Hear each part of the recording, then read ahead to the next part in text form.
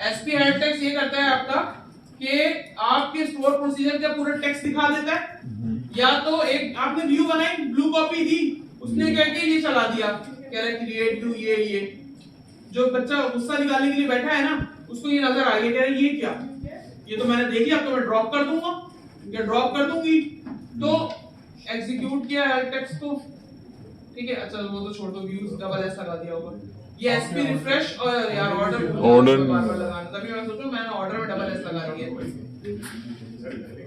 नीचे भी आएगा।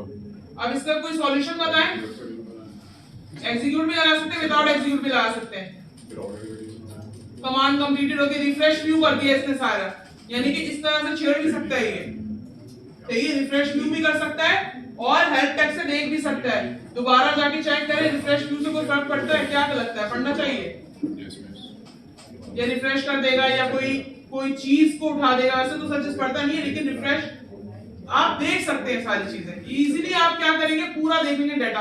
अब क्या हुआ, कोई सॉल्यूशन है इसका, सॉल्यूशन होना चाहिए कि दिखे ना, बिल्कुल ये स्टोर प्रोसीजर सब कुछ दिखा देता है ना, मसला तो सारा यही है, मैंने आप लोगों को शायद डीबी भी फाइंड करना बताया था, सारे डेटाबेस स्टोर प्रोसीजर भी आ रहे हैं, अब इसका सॉल्यूशन बताएं मुझे, सिक्योरिटी बताएं, व्यूज बना लिया, एक बंदे को दे दिया, उसको थोड़ा बहुत डेटाबेस आती थी, उसने क्या किया, आपने सब कुछ देखा, यहां से जाएगा ड्रॉप प्रोडक्ट करेगा, प्रोडक्ट का टेबल गायब, टेबल का नाम भी तो आ रहा है, आपने फोटोकॉपी इसलिए बनाई थी ताकि आप प्रोडक्ट का नाम बचा सकें, लेकिन आप तो इसमें भी फेल हो गए, बिल्कुल समझ आई, टेबल अलग नाम से बनाया, वो ऐसे फैच करेगा, आ गए ओरिजिनल टेबल के नाम,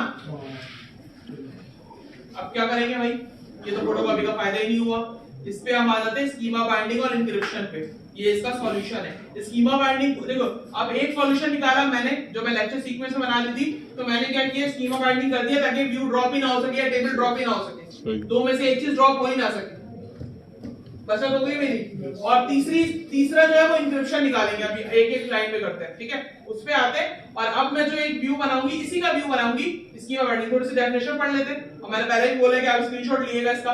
स्कीमा बाइंडिंग से क्या होता है, another feature of view is create the virtual association between a view and the object is reference. Object reference इतनी मुश्किल इंग्लिश नहीं है, इसका मतलब है वो टेबल जिसका आप व्यू बनाना चाह रहे हैं, आसान लफ्जों में वो टेबल जिसका आप व्यू बनाना चाह रहे हैं। Using this feature, if any object that are referenced by this view cannot be dropped. एक बचत हो गई, ड्रॉप नहीं हो सकता, ड्रॉप नहीं हो सकता, ये सब बचत हो गई, थोड़ी सी बचत हो गई, ठीक है। Note, the owner of the table should be specified when creating the view. जब आप व्यू बना रहे हो तभी आपको स्कीमा बाइंडिंग लगानी पड़ती है, एस के ऊपर विद स्कीमा बाइंडिंग, क्लियर है। The column name must be specified, cannot give static when creating view. ये एक इसकी ड्रॉबैक है, ये स्टैटिक नहीं लेता, कॉलम नेम देना होगा आपको, स्टैटिक वाला हिसाब नहीं है, ऑल नहीं कर सकते, ऑल नहीं कर सकते आप, ठीक है, ये रूल है स्कीमा बाइंडिंग का, ठीक है। अच्छा, इसके लिए मैंने अलग टेबल बनाया था, मैं सारे ऊपर वाले टेबल पे ही काम करें और हम देखें कि इसमें क्या क्या है। Can not schema binding view v1 because EMB is invalid for schema binding. ये वाला मैंने चलाया ना, हमने कौन से टेबल लिए थे, हमने प्रोडक्ट का टेबल बनाया, यार इसको ना यहाँ पे बना दे और यहीं पे बना के काम करते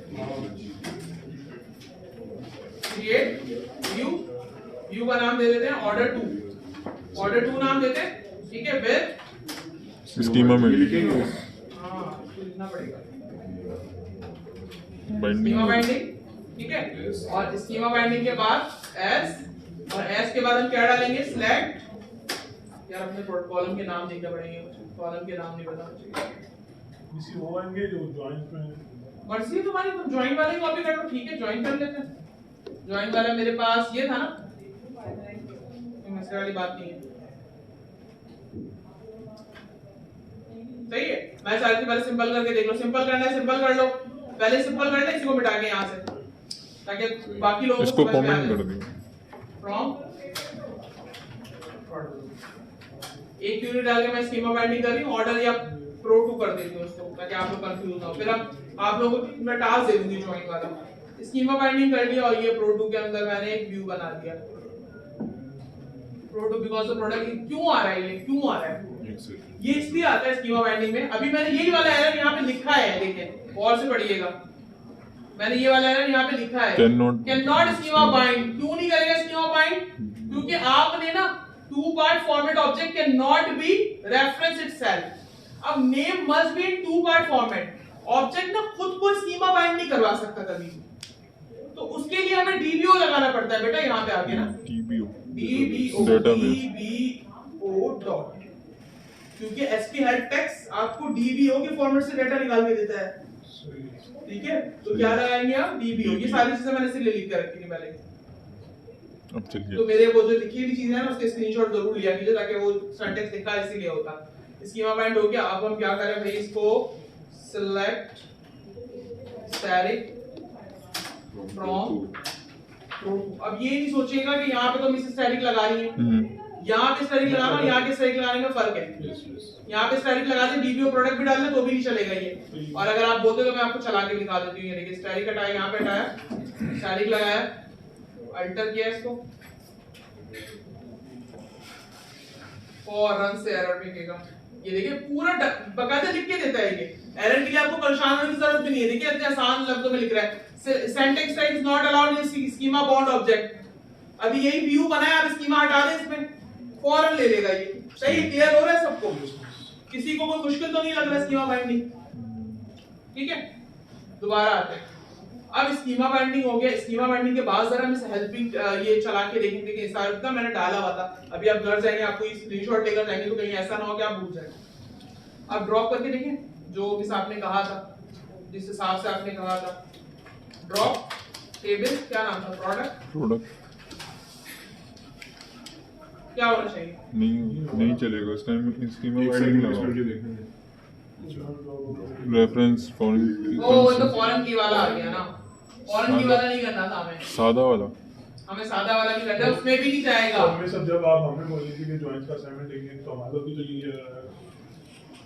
हमने बोला था ना कि जॉइंट जो ज्वाइन को सिंपल में किया है ना, स्कीमा बाइंडिंग में नहीं।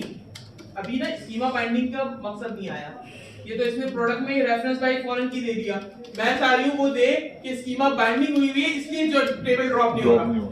मुझे मेरे मतलब का आंसर देंगे। ये तो ठीक है। अभी आपने बोला ना कि मैं करा देती हूँ जॉइंट्स वाला जो होगा टेबल वो आप लोग को का असाइनमेंट होगा। तो उसमें हम लोगों को भी तो यही होगा एरर देना। स्कीमा बाइंडिंग लगाना पड़ेगा ना उसमें। नहीं एरर उसके बाद तो एरर देगा ना। वेल नोन एरर होगा ना, आपको पता है स्कीमा बाइंडिंग से तो एक चीज हो गई